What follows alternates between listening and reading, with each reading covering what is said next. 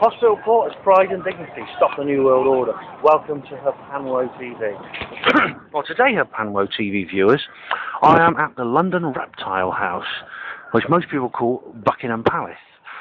And I'll just show you, give a quick look here at this very famous London landmark. If you could see it. The Royal Standard is flying, which means Her Reptileness the Queen is in. I'll do a quick 360. There's Birdcage Walk, Victoria Memorial. We'll have more of a look at that later. There's one of the parks, St James's, I think, and then back to the Reptile House. I'm just going to actually get a bit closer, see if I can see some, have a little bit closer look at the actual palace itself inside the grounds. As you see here, there's a ceremonial guard from the household division at all times, just during daylight at the palace. I remember when I was a kid there was always more of these guys, you know, and they used to be at night as well. I suppose they can't spare the personnel now with the various oil wars in Afghanistan and places like that. These poor guys will probably be sent off there eventually and to kill and be killed so the oil companies can build their pipeline across the country. I say, bring them home. Bring them all home as soon as possible.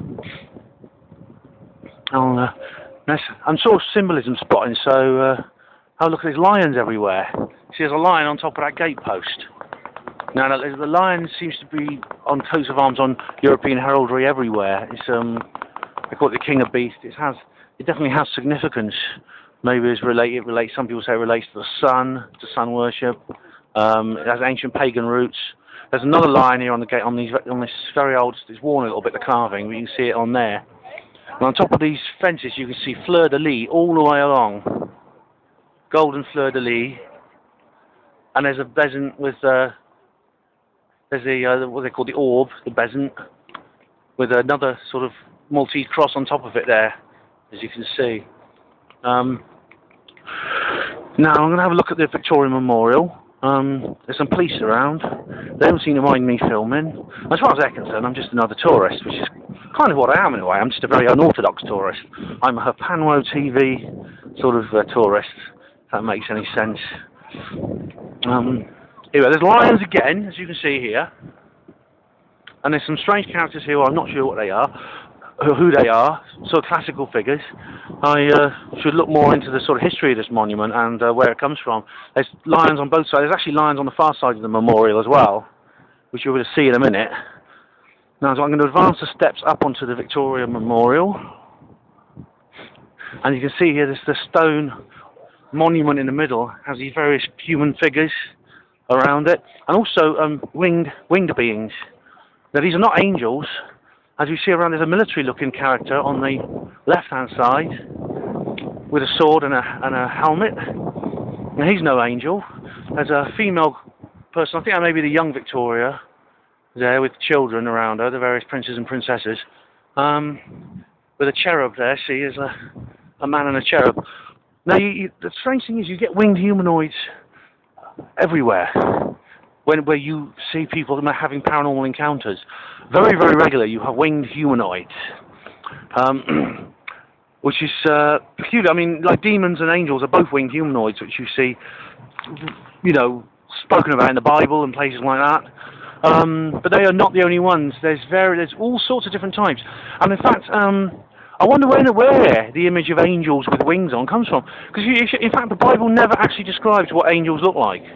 If you read the Bible, angels are mentioned at various times. At no point does it say what they look like. It's only when you get into like cathedrals and things like that and churches, you see angels depicted with wings. Now, why is that? That's something I'm going to look into. Maybe HPANWO TV viewers can help me out on that one. Now, on top of the memorial, you see there is this gold leaf, and there's another winged humanoid up there. Again, it's another strange kind of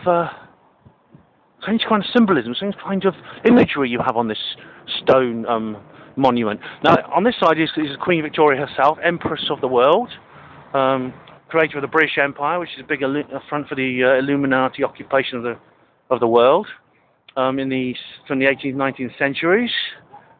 She's a very long-reigning monarch. This is how she looked, old and imperious. And despite popular belief, she's actually not. People say she's supposed to be the pinnacle of all that's English. She's actually from a German family, as most of the European aristocracy of the last few hundred years is. Now, there's more lions here, you see.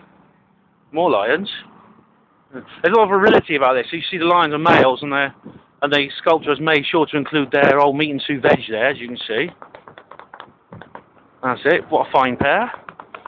Makes me eyes water. Now here's the Mall. Now that's a big long straight road leading up towards Trafalgar Square and the Strand. Now again, in all of these capitals, you get these buildings, these big long straight roads. You get it in France with the Champs-Élysées. You get it in Washington DC with the Mall there. You get and in Canberra, a city I've been to in Australia, Canberra, the capital of Australia, very, very sinister place indeed, very, very nasty atmosphere, very dark place. It has this kind of symbolism in it. I'm going to walk around the outside of the memorial now. Now what you have here is a pool of water. Again, you get reflecting pools. And reflecting pools can be found in all of these sort of fronts for these capitals for these great Illuminati occupied powers.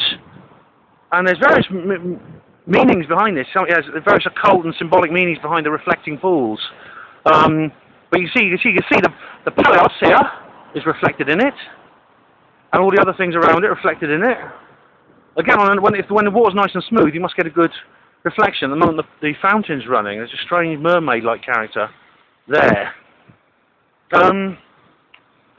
That's all really. I've completed my tour and I haven't been arrested. I haven't had to pretend to be an American tourist, which is really a relief, because acting's not my strong point. There again is the Great Palace, the London Reptile House. I much prefer to call it. It's a Buckingham Palace. And I'm just going to pop in and see if reptileness is available for tea. Thanks for watching HPANWO TV. Hospital Port's Pride and Dignity stopped in the world order.